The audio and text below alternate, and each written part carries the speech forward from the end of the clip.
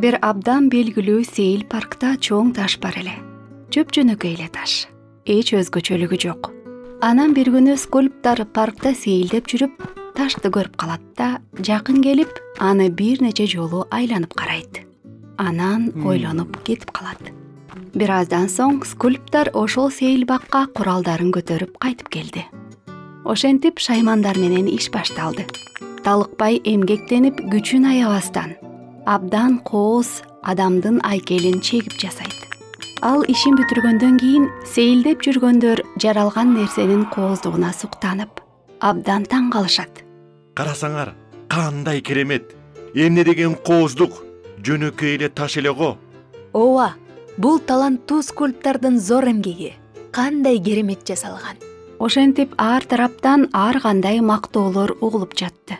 Ошондо скульптор мындай деген экен. Бардыңыздарга рахмат. Бирок мен өзгөчө деле эч нерсе кылган жокмун. Анткени бул скульптура ташта башында эле бар болчу. Мен болгону ашыкчасын гана алып салдым.